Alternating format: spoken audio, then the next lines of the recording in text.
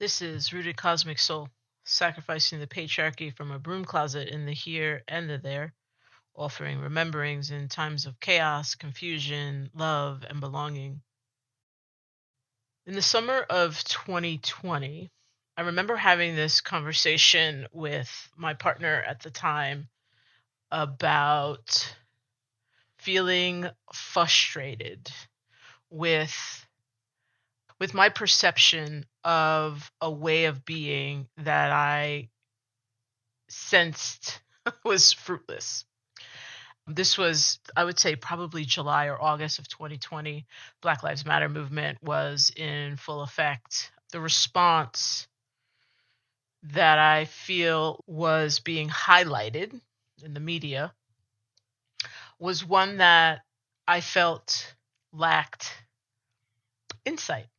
I felt it was very reactive to toxic masculinity, to anti-blackness. And I'm not judging that. To be targeted, to be hated, to constantly be in a state of fear when, you're driving your car and you see police. I could be sitting on my porch, see the police drive down my block, and as a black person, there is a way of feeling that I don't know that white folks will ever understand. Even, just sitting on the porch and seeing cops drive past. That is going to be emotional, and I understand its tendency to then create reactive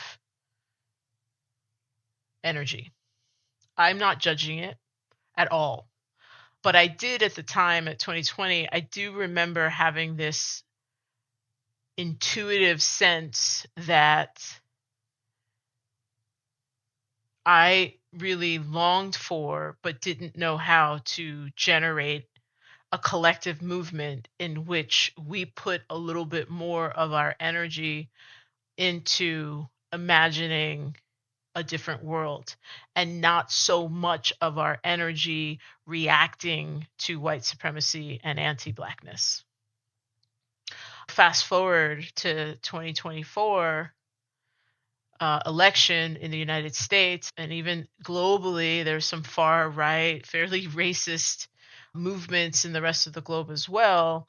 Like, I do feel valid in my assessment in 2020 that I wasn't quite sure that reactive behavior was going to generate the shift, the transformation, the change that those in the streets were hoping. And I feel like, where we are now, I really don't know how useful that was, other than maybe creating a space for people to express their anger and their rage. And so, like I said, yeah, I get that. And I'm back in this place now of like, I keep thinking of Audre Lorde's essay, The Master's Tools Will Never Dismantle the Master's House. In that essay, she was speaking very specifically to white women, the white woman feminist movement in the United States, and their fairly racist engagement of black women in the feminist movement as well, the womanist movement. And yes, that's the focus, but you can take that, you can extrapolate the concept and put it toward really any movement in terms of activists. But, it could be environmental activists, gender activists, trans activism, housing activism, doesn't matter.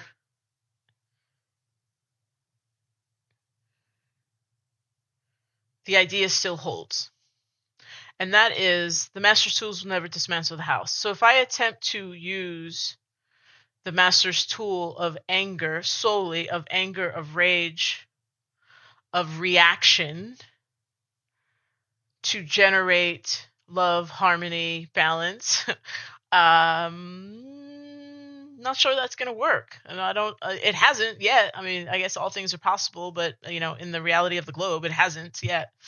We've gotten pockets of shift and change, but when I've done the research that I've done, or my understanding of history, a lot of those shifts came from responding out of love, not responding out of hate.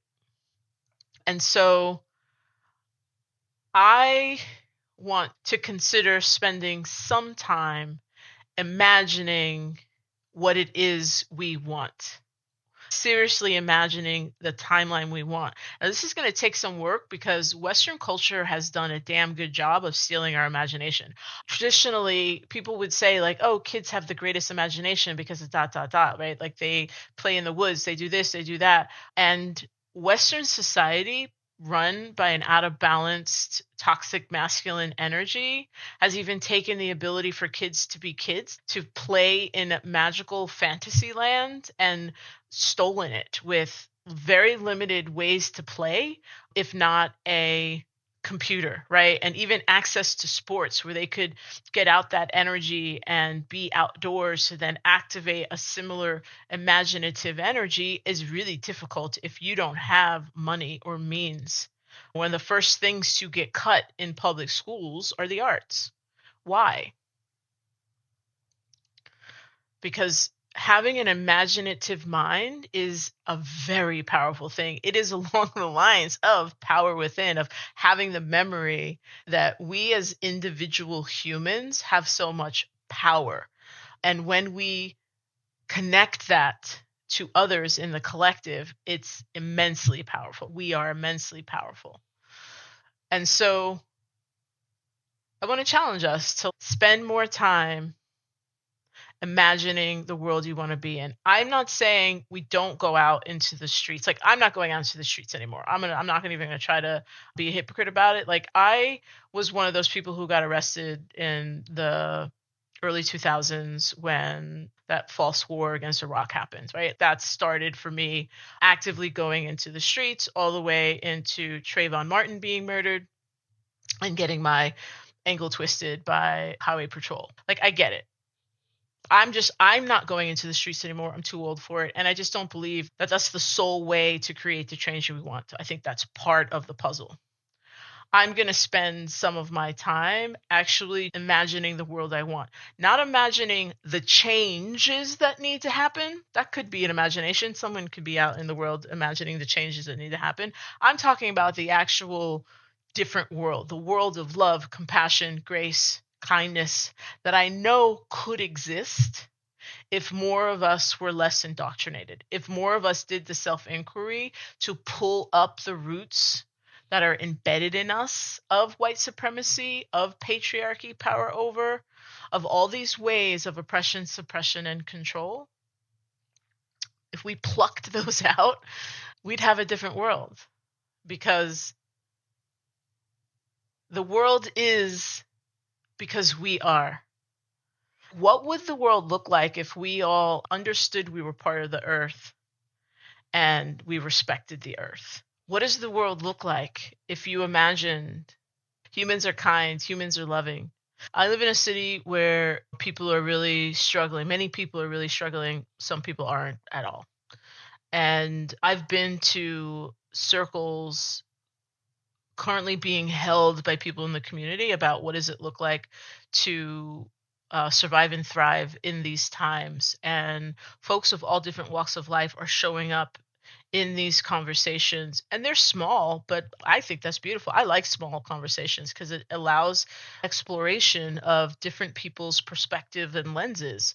But even in these small circles, there's folks of different backgrounds and living in different parts of the Bay Area. And the one thing that we all have in common is that we've arrived because we do believe in community. We do believe in helping our neighbors. And I know that I found that group because of the way that I'm imagining. I imagine a world in which neighbors help neighbors. I think if I completely and utterly lived in a world in which all I imagined was that all my neighbors are out to get me and all the people on my block suck, I would never find that group.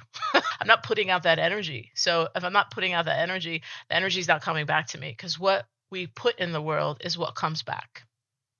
I believe the earth deserves that we dig up our imaginations, go in that back of the closet and pull that little box out and dust off the dust of our imagination box and let it go.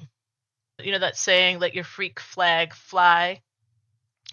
Let your imagination flag fly. This is Rooted Cosmic Soul, sacrificing the patriarchy from our broom closet. The energy here stays here. The energy there stays there. I'll sense you later. Returned when moved to do so.